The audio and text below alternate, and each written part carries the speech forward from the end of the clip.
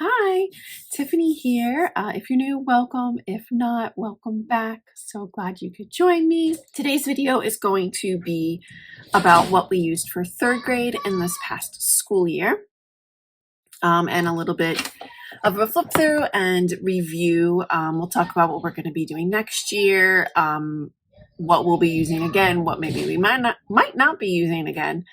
So stay tuned. Real quick, before we get through the flip throughs, I'm just going to show you real quick what we used. So for math, we did math lessons for living education. And just real quick, we will be using this was level 3. We will be doing level 4 next year. I enjoyed this. My daughter enjoyed it. It's been really good for us, for our family. So we'll be definitely using this again. For language, we did language lessons for living education. Now, while we did enjoy this, and it worked pretty well for my daughter, we're not going to be doing the next level of this, but I will tell you more about that in a few minutes. For history, she was doing America's Story 1. We only got about halfway through, but if you watched my 7th grade video, I talked about that one. My oldest only got halfway through her history. We just don't do it every day, and we kind of just take our time. We do a lot of extra stuff. We don't, so there may be days where we'll do like a whole week's worth in one day, and then we spend a lot of time on extra projects and extra books and things like that. So we're not done, but we will be finishing this up and then moving on to the next book. Okay, let me get through the flip throughs. Okay, first we're going to go over America's Story 1. It's set up very similar to World Story, which you'll see in my 7th grade curriculum review, flip through. I will link those down below if you want to check that out too, if you have an older child as well. So these are supposed to be for 3rd, 4th, and 5th grade. This is the lesson book, I guess you would say. Basically has all the reading. There's a timeline. So at the beginning of each chapter, it kind of gives you a little bit of a timeline. There's reading pages, 2 sections of reading. There's a narration break in the middle. Then there is some kind of map activity. And then the end. So basically it starts at the beginning of American history. So yeah, I love the pictures and maps. And I love at the end of each chapter, there's always these big sections with lots of pictures and the captions and real photos and stuff. I really enjoy that. This is what they call the teacher guide, but includes all the student worksheets. This is where you will find your schedule.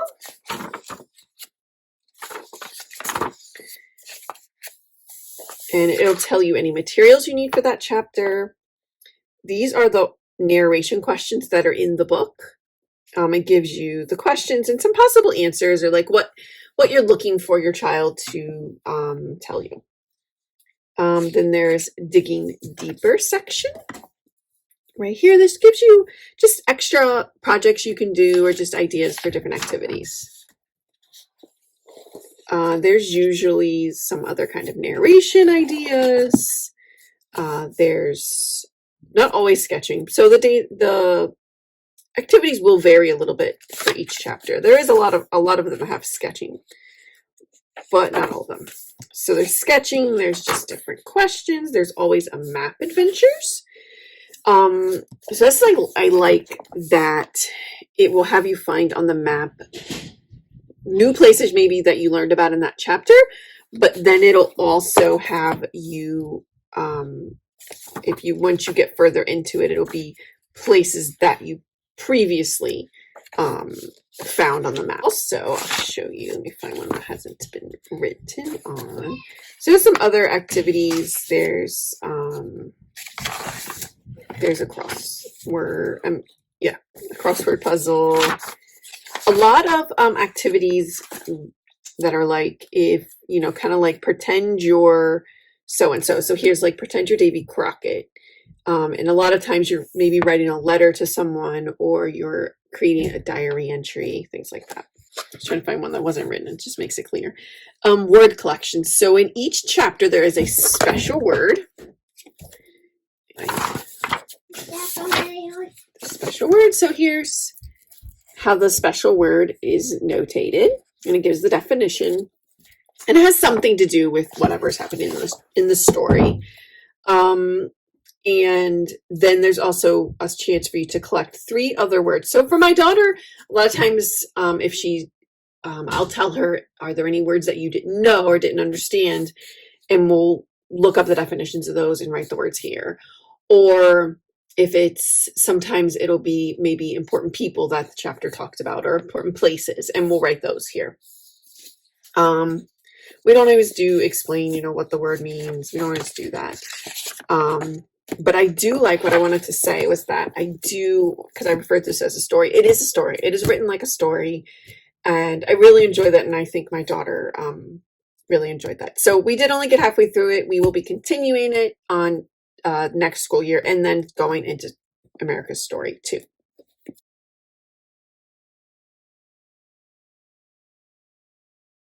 We have language lessons for living education. Just adorable. So I didn't have anything in the schedule. So you get a schedule. There's a lot of stuff in the beginning about how to use the book, how to use it, more information about each of the sections, teaching tips. So there is like a create your own dictionary. We didn't do that. So it's to use the spelling words to create your own dictionary. I'll tell you more about that when we get there, but we did not do that. So at the beginning of each week, there is either a reading section or like a picture study. I mean, I think there's even some poetry and things like that too. Let's see. Yeah, here's a nursery rhyme. So it goes into poetry, things like that. So that gives you, so this highlighted part is what the student reads. And you can see it's very minimal at the beginning of the year. And then as you get to the end of the year, it's a lot more. So you read it together. So at the bottom of each of these lesson 1 pages, you will find some type of narration questions, or like the picture study questions, just questions about, let me find that page again. So observation skills is what they call it. So it's like who's in the picture, what's happening in the picture. You talk about the colors that are in the picture, how the picture makes you feel and why. So each week, or each lesson, is broken up into 5 days. Clearly labeled, makes it super easy. So the first day, I already explained that. And then there's usually some kind of like grammar and reading and different skills for days, for the rest of day 1, day 2, 3, day 2, 1, 2, and 3 will be grammar. There's a variety of different options. Like there's one, just a page with sight words on it. Gives you a list of sight words at the beginning. Works with nouns. There's calendar practice. I mean, obviously this gets more difficult throughout the year. But there's a lot of fun activities they call just for fun. So here's just like a, what is this called? Dot to dot.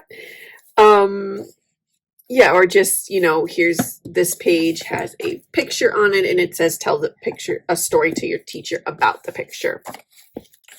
All right, so day 4 is the reading comprehension. So I'll go grab that book in a minute.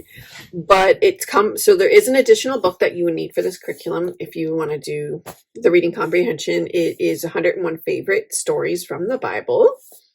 So basically there's a Bible. So every day 4 is set up the same. It is a Bible verse to copy. You would do a drawing and then copy a caption. So I didn't have my daughter do the Bible verse every week. We talked about it, we read it, but I didn't make her write it every week. So then the 5th day gives you your spelling words. So what a lot of people do is actually kind of do this the first day. So what we would do on Mondays is we would read over the spelling list and do some type of spelling activity. Wouldn't always do the worksheet. She would do some other type of spelling activity. So there is a separate file that you can download from the website that is free that has these word boxes, worksheets for every lesson, every week with these word boxes. My girls both love these worksheet boxes. And so I just printed out the whole year's worth for her, and she just did them randomly during the week to practice the spelling words. So that's pretty much how then there's usually some other type of spelling activity on the back here too. So it just depends. Like I said, it's very much set up the same, but also varies just slightly, so it's not completely boring. So now I will show you the Bible story book. This is the Bible story book that you will need to go along with level 3. I believe it's used in level 3 and 4. It could be level 5. We didn't do level 5, so I'm not 100% sure. I think so, though. I think it's in 3, 4, and 5. And then in level 6, there is a different Bible story. It's, I want to say like 10-minute Bible adventure or something like that. It's another Bible story book. So this is 101 favorite stories from the Bible. And basically this is how every story is set up. It's a little bit of reading, a photo, a Bible verse, and questions for the questions. So what we do is I would read this while my daughter drew the picture. So sometimes she would say, no, I don't want to draw that. So then she would listen till after I finished reading the story. Then she would draw, or maybe if it was a story she was already familiar with, she would just draw while I was reading. And then we'd read usually I had her read the caption, or we read it together. And then I would read her these questions and she would answer them. So every story is set up the exact same way. We are not going to be using level 4 next year. We are not going to be doing this curriculum next year, and not because we didn't enjoy it. We have some other reasons, in which I will explain in a few minutes after I do a flip through the math. So here is math lessons for living education, level 3. Yeah, so this is very set up a lot like the language. Your first lesson of the week, you will have reading. And I read this to her. Sometimes she'll say, no, can I read some now? At the beginning of the year, she didn't. But now sometimes she wants to read it. And then you have just 5 activities, 5 exercises, as they call them, for the week. So I enjoy that it's not a ton of work every day. We definitely don't, I don't see the necessity of sitting and doing 50, problems, 50 exercises of the same thing when she could do 10 and I see that she's sufficient in it. If I saw that she was struggling with something, we would find extra for her to do. And there are places in math that she does, not that she struggles, but that she just needed a little extra practice. She's actually very good at mental math, like these problems she could solve in her head like that. But there are times where she did need a little extra help with some things. But yeah, so we really enjoyed it. I think it's nice, short, sweet, simple exercises. And so we're going to be using this again next year. She actually loves math, so I'm going to be probably the days where it is some shorter lessons and she finishes it really quick. We'll be doing some supplemental things and more games and stuff. Definitely some multiplication practice, because she's getting it, but I think she just needs more practice. Back you'll see they do copy work for the multiplication as they introduce it. So she did do that. and the division as well. And I like that they teach them alongside of each other. It just makes sense. There is a multiplication chart in here as well. So you could take these out and laminate them if you want to. I just left those in here. There were some other worksheets, I believe. So there's the place value village. I don't have a video on this, but if you look it up, I'm sure there's a lot of videos out there. It was I did have to watch a video for it. It was kind of confusing of how to create it and how exactly to use it. But my daughter really liked it, so it worked for us. And there was the place value counting mat, which I wish I knew where that was. I would show it to you because she actually really liked, this is it. She actually really liked using this to write numbers and to read the numbers to me. And we even created another one that went into millions when she got to, there was like a section on like big numbers, and it was just all about reading big numbers, and we had to create a chart, and I don't know where that was, but so yeah, so here it would have her just write down these numbers and read them. So somewhere we did create, oh here, I'll show you. So this was day 111. We actually created this chart right here, and I laminated for her so then she could just write down the number and practice reading. So if she got stuck on what a number was called, it's written right there. So that was really, really useful, and I really liked that. Yeah, so we really enjoy this curriculum. Again, it is a Christian curriculum, so that is a part of it. So I would say if you didn't do the reading, you could totally use this and it would be fine. In the story, my daughter loves the story. The story is really sweet. It's about a family, and they go on a mission trip to South America. And I don't want to give away the whole story in case you do get this, but it's a really sweet story. And my kids actually really like the story. So yeah, and this is actually another fun. I love that it incorporates things that aren't just all math. There was, I wish I knew where hers was, but they created like a brochure about Peru because that's where the family was going. And so we created a little brochure about Peru. We talked about the animals and where Peru was and stuff like that. So it's really fun. Lots of fun little activities other than just math. So yeah, we really, really enjoy this, and we will be doing level 4 next year. Okay, I hope you enjoyed that flip through of the math and language and history that we used for 3rd grade. So I didn't include science in this. We do science as a family, and we do a lot of unit studies and things like that. I will have a video out soon talking about how we've been doing science, and it's hard to just include in one of these videos because we don't use an actual curriculum or anything like that. So I will be putting out another video about that. So I did mention that we will not be using language lessons next year. And that decision, I really like it. It was hard to not use it, but I don't feel that it was a good fit for her right now. Her reading has been, her progress in reading was phenomenal this year.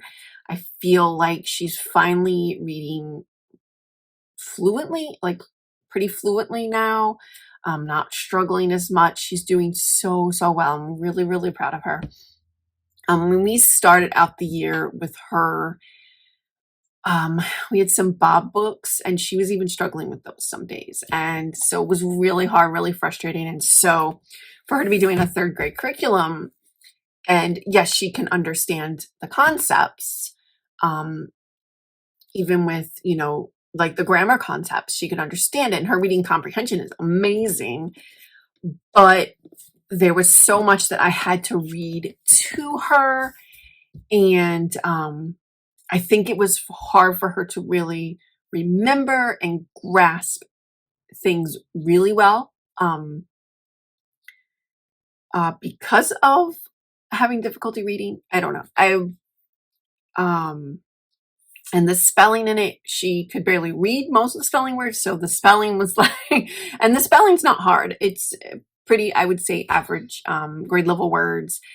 And, yeah, so she couldn't even read a lot of them.